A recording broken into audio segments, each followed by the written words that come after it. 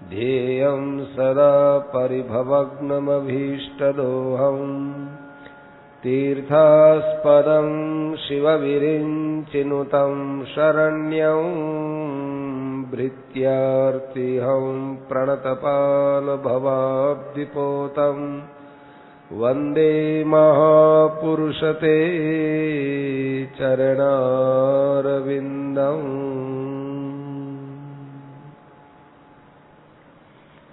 बहुत अच्छा लेख है। मनुष्य को बहुत ही श्रेष्ठ आदर्श को सामने रखकर चलना चाहिए। ऊंचे से ऊंचे आदर्श को लक्ष्य में रखकर वक्ता को ऐसा बनना चाहिए कि उससे कोई भी आदमी बिना भय के अपनी बात पूछ सके। बात पूछने वाले में किसी प्रकार का भय, संकोच, रुकावट नहीं हो, और वक्ता हो, बतलाने वाला हो, बड़े प्रेम से बतलाए। किसी बात का ज्ञान नहीं हो तो कह दे भाई मुझे ज्ञान नहीं है। पूछने वाला यदि कुतर्क करता है तो भी सरलता से जवाब देवे, सत्य कहे, प्रिय बोले, क्योंकि वक्ता की क्रियाओं का बहुत बड़ा प्रभाव पड़ता है। वक्ता लोग आजकल असावधान ज्यादा रहते हैं। वक्ता हंसता हुआ रहे, मुस्कुराता हुआ रहे, प्रसन्नता से रहे, शांति की बात कहे, शांति पूर्वक रहे, हित की बात कहे, उद्वेग से नहीं कहे। मन में अहंकार न आए, अभिमान न आए। अज्ञ की तरह बनने वाले की बात प्यारी लगती है। वक्ता हो और अपने को वो अज्ञ मानता हो, अज्ञ माने मैं कुछ नहीं जानता हूं, ऐसा होकर के जो बात बोलता है उसकी बात बहुत प्यारी लगती है। पूछने वाले को खूब मौका देवे, वो ऊट पटांग भी पूछे तो उद्वेग नहीं आए, तब उसकी अच्छी बात का असर पड़ता है। दूसरी बात हम आपको ये बताना चाहते हैं कि संसार में नास्तिक, पापी, नीच कई प्रकार के प्राणी मिलेंगे। मनुष्य को, साधक को उसका संग नहीं करना चाहिए। क्या करें, कभी संग हो जाए तो उपेक्षा करनी चाहिए। उन लोगों की अपेक्षा तो भोगी मनुष्य का संग अच्छा है। पापी और नीच और नास्तिक तीनों की अपेक्षा भोगी का संग अच्छा है। भोगी मनुष्यों में भी जो श्रद्धा पूर्वक सकाम भाव से काम करने वाले, अर्थात यज्ञ आदि करने वाले, वो श्रेष्ठ है। अर्थात श्रद्धा से, सकाम भाव से कर्म करने वाला उत्तम है। सकाम भाव से भी भगवान की भक्ति करने वाला अच्छा है। भगवान के सकाम भक्त से आर्त भक्त श्रेष्ठ है। आर्त माने पीड़ित, दुखी। जैसे हाथी दुखी होकर के पुकार रहा था, ऐसे दुखी होकर पुकारने वाला अच्छा है। और दुखी से भी जिज्ञासु श्रेष्ठ होता है। जिज्ञासु माने ज्ञान की इच्छा रखने वाला है। जिज्ञासुओं में भी निष्काम भाव से उपासना करने वाला श्रेष्ठ है।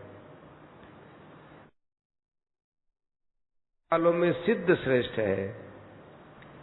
सिद्धों में भी भगवान के घर से जिनको दूसरे के उद्धार का अधिकार मिला है वो श्रेष्ठ है।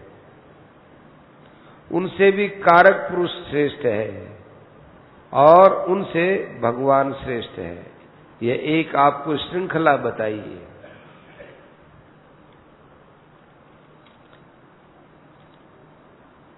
गीता में कहा गया है कि परम रहस्य युक्त गीता शास्त्र को जो मेरे प्यारों में भक्ता है, कहता है, भक्तों में कहता है, वो मुझे बहुत प्रिय लगता है। ये बात बलवान है। गीता को हर एक व्यक्ति पढ़ सकता है।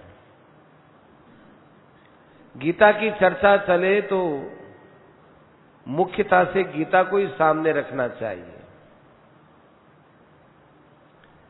अब मैं आपको एक मुख्य बात और विशेषता से बताता हूं।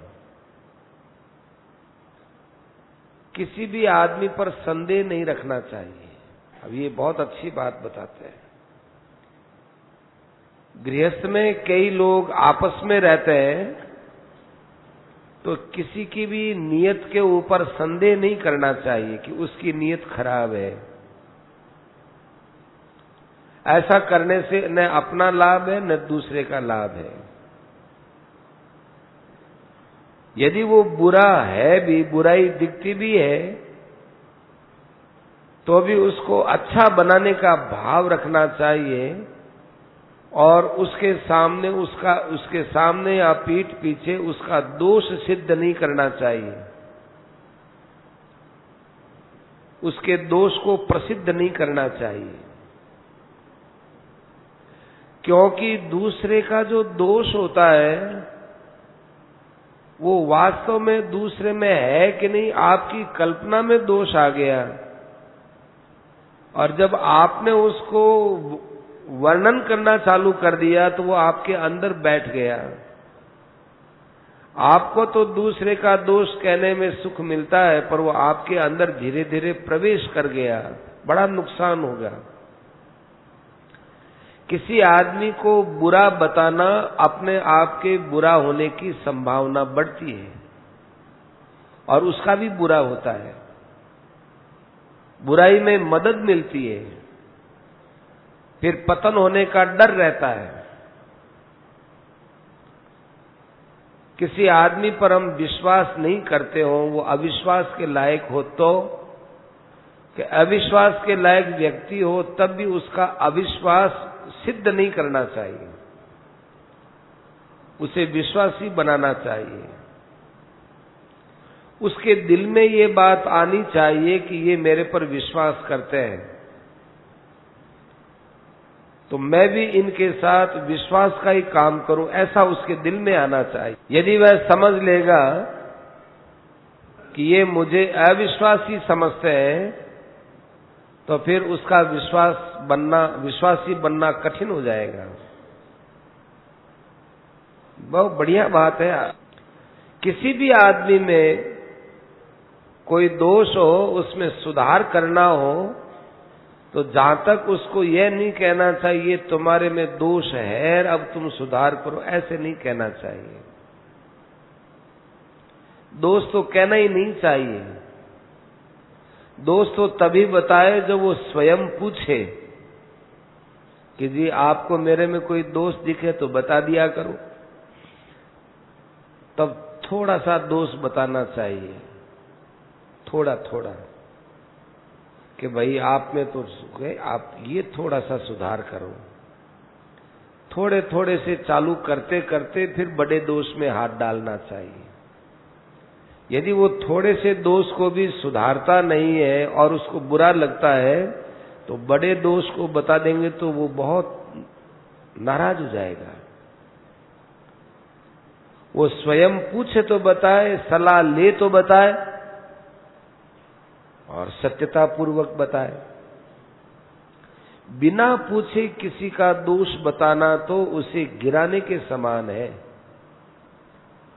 जैसे कोई आदमी कुएं के पास खड़ा हो और हम उसको धक्का दे दें तो वो तो कुएं में जा गिरेगा।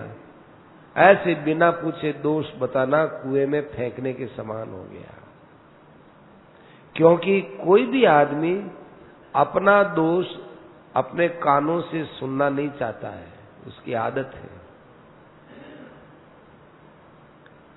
हमको तो भाई मानव शरीर मिला है, सब प्राणियों के हित में हमारा समय लगना चाहिए, भावना रहनी चाहिए।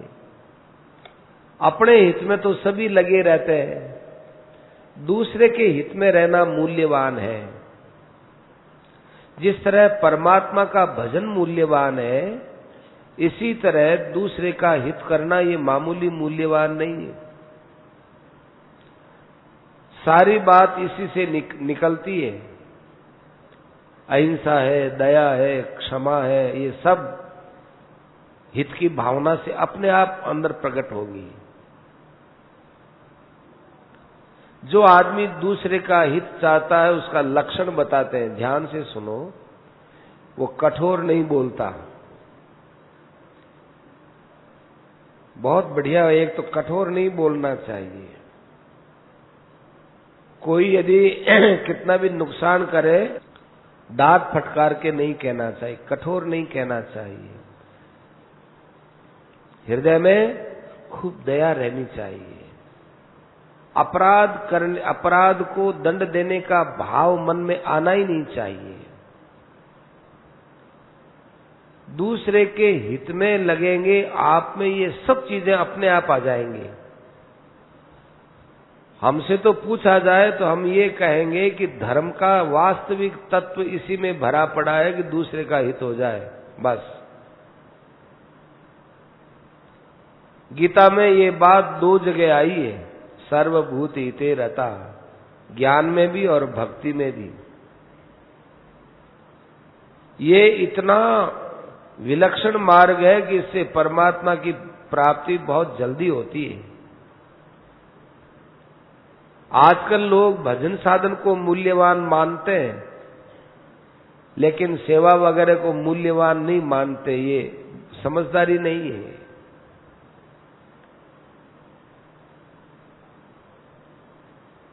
सबके प्रति हित का भाव रखने वाले 2 ही मिलेंगे, भगवान और महापुरुष।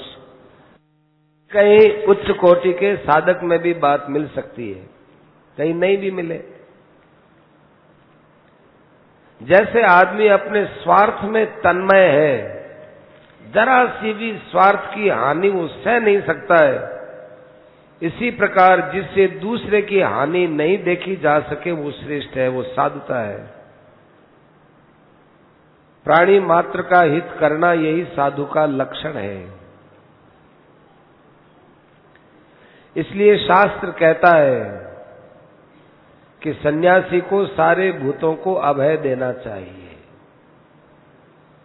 जब ये सन्यासी होते हैं, दंडी सन्यासी, दंड धारण करने वाले, उनको ये मंत्र दिया जाता है कि मुझसे सब अभय प्राप्त करें, मुझसे कोई डरे नहीं। तो सन्यासी को सारे भूतों को अभय देना चाहिए। कितनी ऊंची बात है। ये पाठ यदि मनुष्य पढ़ ले तो परमात्मा की प्राप्ति में कोई देरी नहीं है।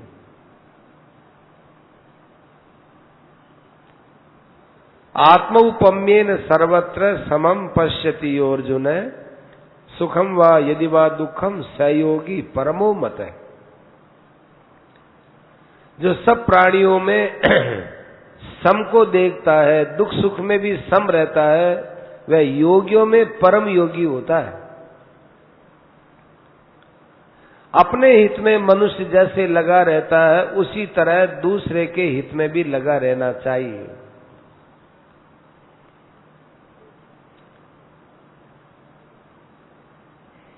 सर्वभूत हिते रता, ये मुझे बहुत ऊंची बात लगती है।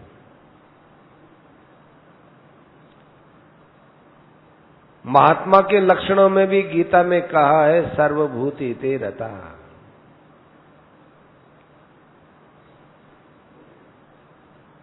यदि दूसरे का हित नहीं कर सकते तो वो साधक ही क्या है, साधु ही क्या है।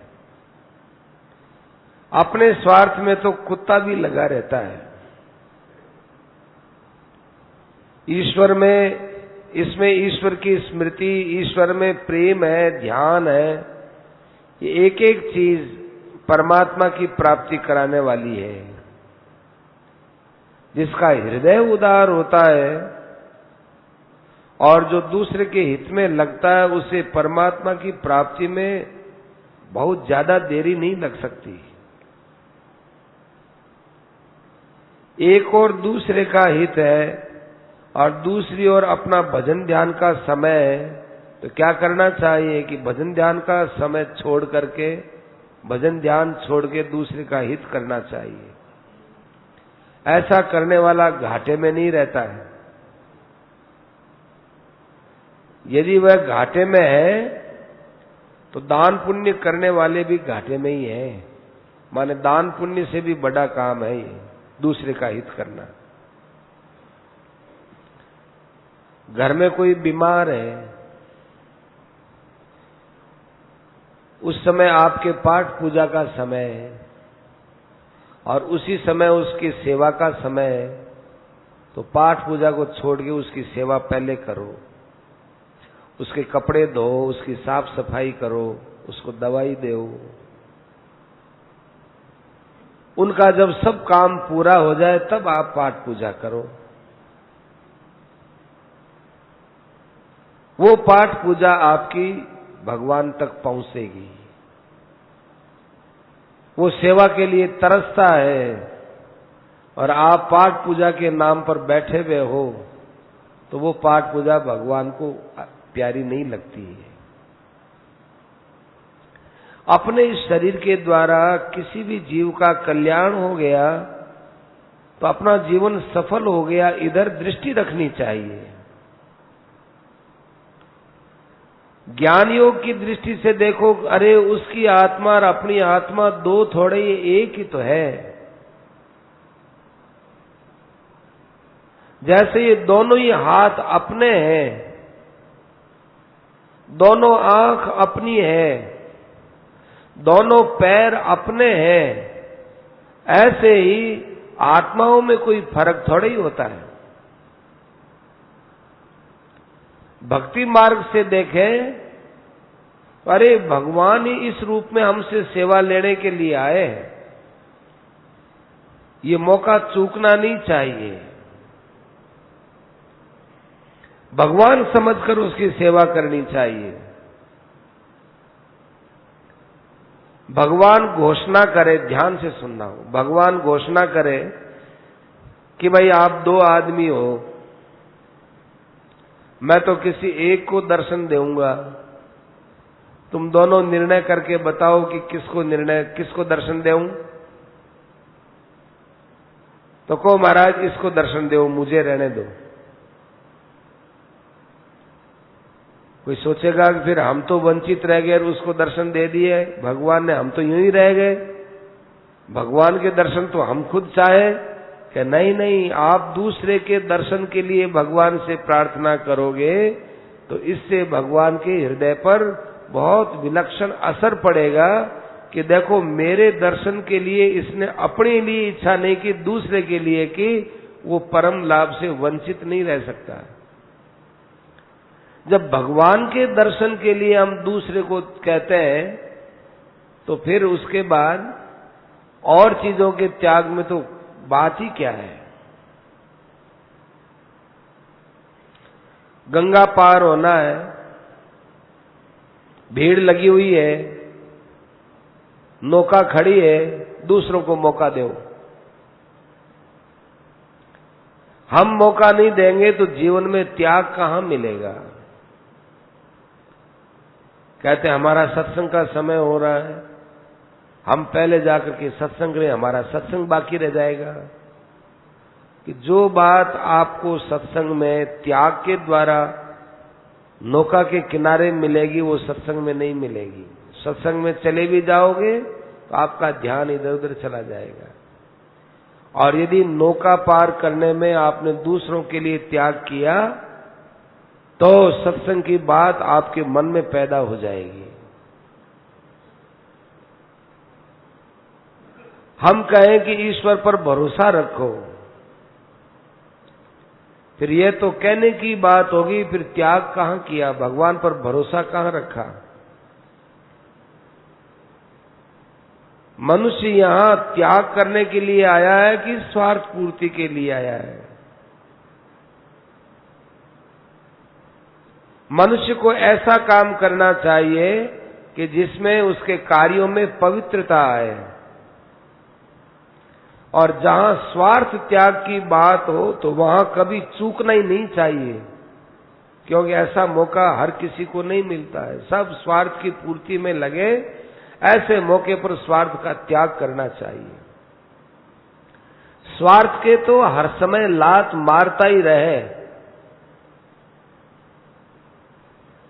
कभी भी अपना स्वार्थ सिद्ध न हो, ऐसी भगवान से प्रार्थना करते रहना चाहिए। मेरा स्वार्थ सिद्ध मत करना प्रभु, जनता का स्वार्थ सिद्ध करना, इस सिद्धांत को पकड़े रखना चाहिए।